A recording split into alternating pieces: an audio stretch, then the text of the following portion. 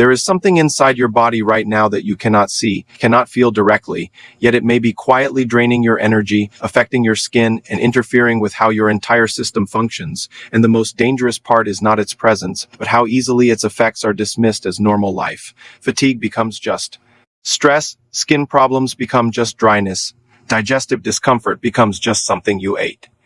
I am Dr. Kevin, and after more than 20 years working with patients dealing with chronic, unexplained symptoms, I've seen one pattern repeat more often than people expect. The problem is not always what it appears to be. Sometimes the real cause is something far more fundamental, something living within the system itself. And when that possibility is ignored, the symptoms continue without ever being fully understood. This is not about fear, it's about awareness. Because once you understand how this process works, you begin to see patterns that were previously invisible.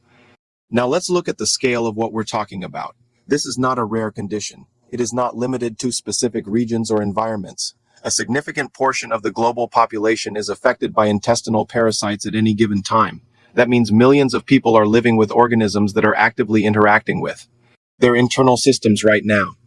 And yet, in many cases, these infections go unnoticed or unaddressed for long periods. The reason is simple. The symptoms are not always obvious. They blend into everyday experiences.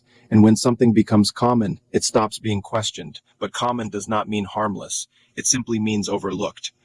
One of the most persistent misconceptions is that modern hygiene eliminates this risk, that if you live in a clean environment, wash your hands regularly, and maintain good habits, you are protected. While hygiene is important, it does not completely remove exposure. The environment we live in is shared, and microscopic elements move through it constantly. Surfaces, food handling, daily contact, these are all pathways through which exposure can occur. The real question is not whether exposure happens. It does. The real question is what your body does when it happens, and that depends entirely on the strength of your internal defenses. Your body is designed with multiple layers of protection. The digestive system, in particular, plays a central role. Stomach acid acts as a barrier, breaking down harmful organisms before they progress further. Bile contributes to maintaining a hostile environment for unwanted elements.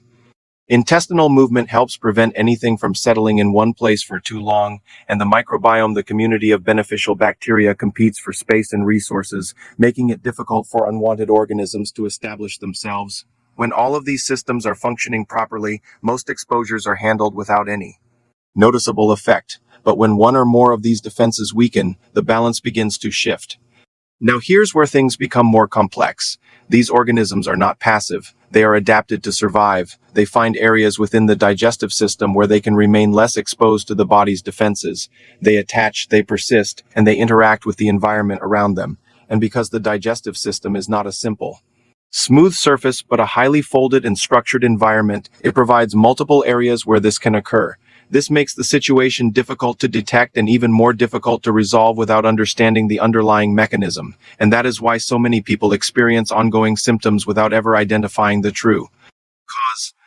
Now let's move into the part most people completely overlook: the symptoms, and the first one often appears without any clear pattern: abdominal pain that seems to come out of nowhere.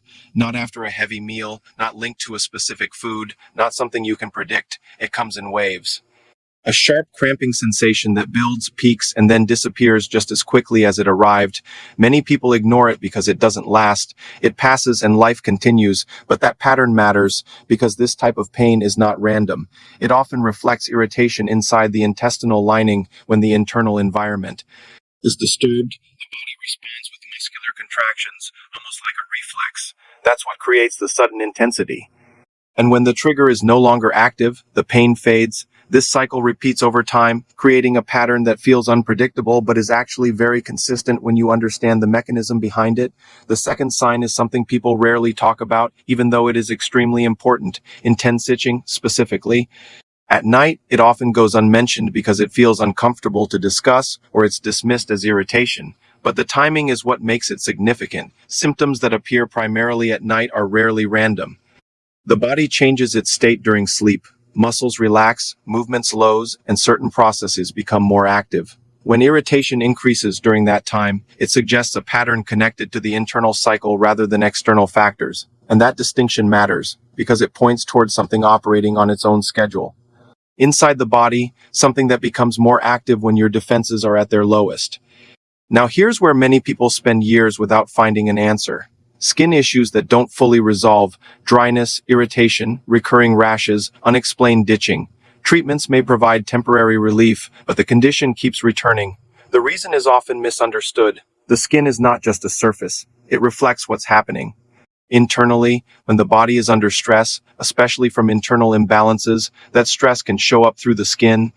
It becomes a secondary outlet, and when the root cause is not addressed, the symptoms persist. That's why focusing only on the surface rarely produces lasting results, because the signal is coming from deeper within the system. Another common pattern is ongoing digestive discomfort, bloating that appears even after eating clean meals, a sense of heaviness that doesn't match what you've eaten, irregular digestion that shifts between different states without a clear reason. These are not isolated issues. They reflect a disruption in how the digestive system is functioning overall. When the internal environment is balanced, digestion is smooth, predictable, and efficient. But when that balance is disturbed, everything becomes less consistent, and that inconsistency is often the first sign that something deeper is affecting how your system operates. The final pattern is one of the most common and one of the most misunderstood. Constant fatigue. Not the kind that comes from a long day, but the kind that feels present even after rest. You wake up and still feel low on energy. Simple tasks feel heavier than they should. Focus becomes harder to maintain. And over time, this becomes your new normal. But this type of fatigue is not random.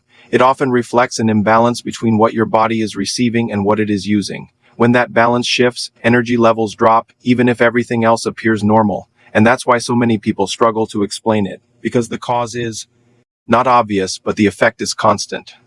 Now we move into an area most people never connect to digestive health at all: the brain. When the internal environment is disrupted over time, the effects are not limited to physical symptoms. They begin to influence how the nervous system functions. You may notice increased irritability, reduced patience, or emotional responses that feel stronger than they should be. Concentration becomes harder to maintain. Thoughts feel less organized. These changes are subtle at first, but they are consistent, and that consistency is important because it reflects an ongoing influence rather than a temporary reaction. The brain depends on a stable internal environment to function efficiently. When that stability is disrupted, even slightly, the effects show up in behavior, focus, and emotional regulation. This is why many people describe feeling off without being able to explain why. It's not just mental, it's systemic. Another area where this pattern becomes visible is sleep. Not just difficulty falling asleep, but disrupted sleep cycles, rest that does not feel restorative, nighttime restlessness, vivid dreams, or waking up without feeling refreshed. These are not isolated issues. They reflect how the body is processing and recovering overnight. Sleep is when your system resets. When that reset process is interrupted, the next day begins at a deficit. Over time, this creates a cycle where energy decreases, recovery slows, and symptoms become more noticeable. And because sleep affects every system in the body, this becomes a central piece of the overall pattern. Now let's talk about something critical: nutrient balance. Your digestive system is responsible for absorbing everything your body needs to function. When that process is disrupted, even slightly, the effects accumulate over time. Essential nutrients like iron, vitamins, and minerals may not reach the levels your body requires.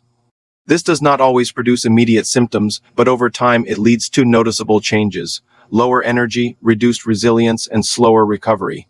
These are not random outcomes. They reflect a mismatch between what your body needs and what it is actually receiving, and that imbalance becomes one of the key drivers behind many of the symptoms we've already discussed.